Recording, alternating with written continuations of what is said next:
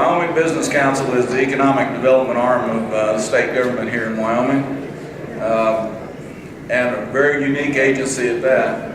Business Council was created in '98 out of bits and pieces of 26 different state agencies, out of 26 different parts of 26 different state agencies, and it was a rough childhood, first 3 or 4 years. Several different directors, but hit our stride about 2002 and have had really great success in the state since then. We have 7 regional offices located throughout the state, and we're also unique in we are the only state employees in Wyoming that are at-will employees.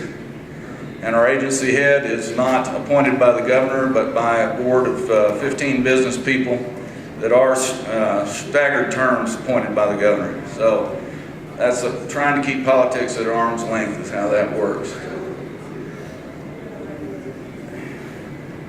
We have several different divisions: agribusiness, business and industry, and the state energy office.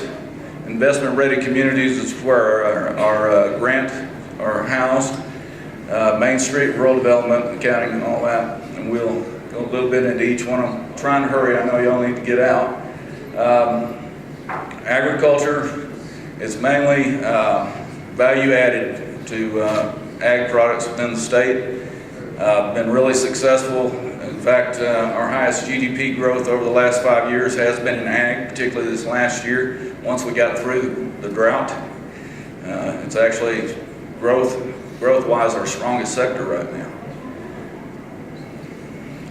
Business and industry, we do innovative business financing. We've actually got several national awards here recently for these programs. Small business and entrepreneurial support. We have a real unique interaction with the University of Wyoming there. We only have 52 employees and a limited budget for operations. So what we do is partner with the University of Wyoming for a number of different things.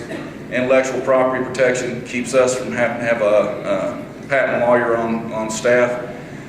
We do market research through the university, Small Business Development Center, a number of things. And the Business and Industry Group also is our recruiting arm. We are very targeted in the way we recruit in this state. We are basically, for those of you from Texas that are still here, we're basically Fort Worth with really long streets. About the same population. And we don't have a real big unemployment problem. What we're interested in is we raise a pretty high bar in what we try and recruit, because we are really looking for professional style jobs. And again, lately we've been really successful with data centers and that type of thing.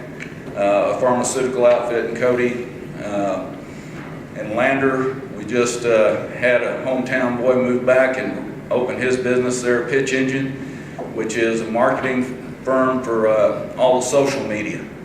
They have many Fortune 500 clients. I'm a little old to understand social media, but these guys are making it work in Lander, Wyoming. So, but those are the type of businesses we're trying to get. And we'll go over some of the ones we've had success with. These are the partnerships. We're small, we know everybody, we need all these people, and it works well within our group. Okay, investment ready communities, that's our grant area. And I can tell you that the economy in Wyoming is coming back in a big way. To give you an idea, last biennium, we rolled roughly $16 million into this biennium, didn't use it. This biennium, we were given $50 million more to give out grants for business purposes.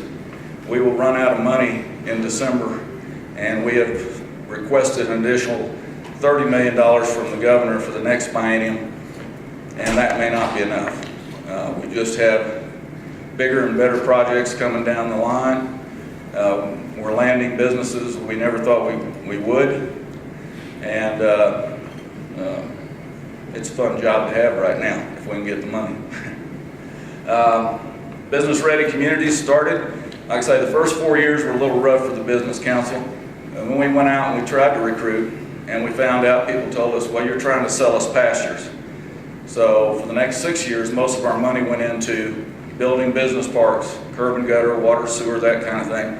And it's just been on really the last 4 years we've really started to recruit. Now we've got places, and we've gone from business ready to business, what we call business committed now. So we also do community facilities grant and loan program.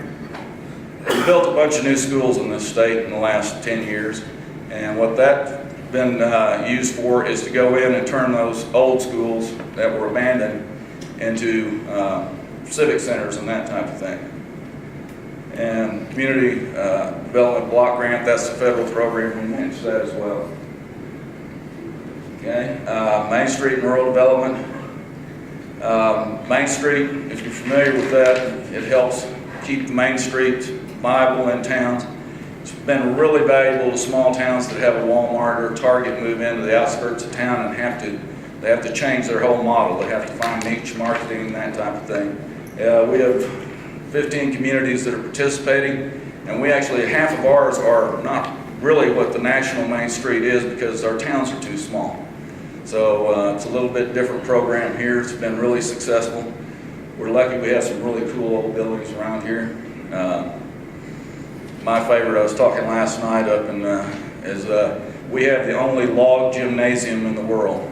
And it's up in Cowley, Wyoming. If you ever get a chance to go there, you need to go see that thing.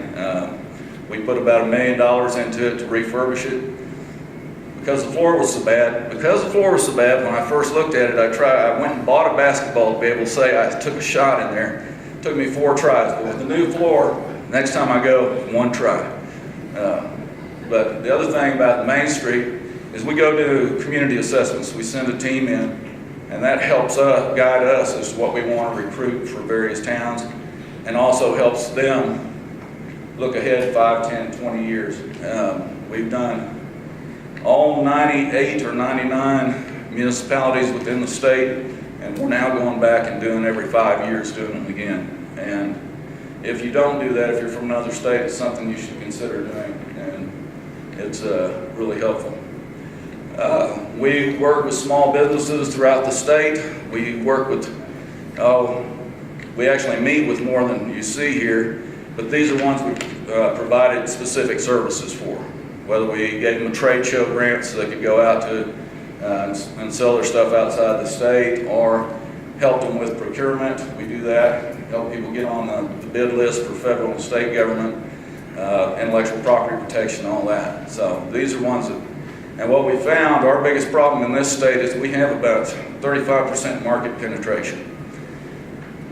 15% of the businesses are the BPs and BNSF who don't need us, but that leaves 50% that we're not reaching at this point. So we need to, we've been asking for help that way too. As you can see here, in the blue is the amount of money we put in, and that's what we've leveraged.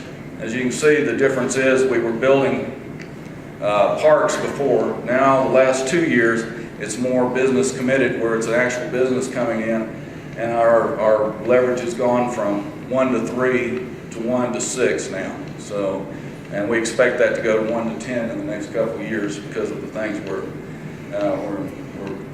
and particularly the data centers. Right now, we've got Microsoft in Cheyenne, who is a $120 million data center there. We have about $6 million into that. They're already talking about phase 2, which is another $120 million for them. We'll put in another $2.25 million to get them, and they're talking about multiple phases after that. It's been interesting with data centers. They were interested because our electricity's cheap. As it turns out, cooling's cheap here too. We expect many more data centers to come to the state just because it saves them almost 30% if they use the ambient temperature and cooling here. Successes, greenhouse data, that's the one that uses strictly wind power somehow. I don't know how they pull only wind electrons off the grid, but that's their claim. Microsoft's there. High-Vis Sight Systems is a gun manufacturer. We are pulling those out of Colorado right now because they changed their laws, unfavorable to the shooting sports. High-Vis is located in Laramie. We're in the running for 2 more of those companies out of Colorado. We know we're in competition with Texas and Nebraska for one of them. And frankly, Wyoming does not compete with upfront incentives with Texas and states like that. We have to show them a spreadsheet and show them the cost of doing business here. Within 3 to 5 years, almost always we will catch up with that upfront incentive package some other state puts out, and then after that it's much better for them to be here in this state. It's a little hard sell, but it's the truth. Again. And then our newest ad campaign is Declare Wyoming. We get our business people that have located here and moved here to say why they came here. Declare your freedom in Wyoming is kind of how it works. Like I say, half our problem, if we can get them here, they consider us a flyover state. If they'll come and look, we usually have a pretty good shot. Cody Labs, the pharmaceutical company that I was talking about earlier, started out as a small independent, was bought out by Lynette out of Philadelphia, and we thought Lynette was buying them. They have one of the 7 licenses to do opiates in the United States, so we thought they were buying them for that asset. They did a cost-benefit analysis, and instead they're more than doubling the size of that lab. And what they tell us that is Cody is a destination place to live. They recruit their chemists from all over the world. Sounds like the UM with all the accents in that place. So we're starting to get that going, and it's a perfect fit for. We have some unique challenges. Cody has some of them, but in particular with transportation. But $500,000 of their product fits in a shoebox, so it's a perfect match. And we're trying. That's what the community assessments and stuff do for our small towns. Tell them what you're actually capable of recruiting. So.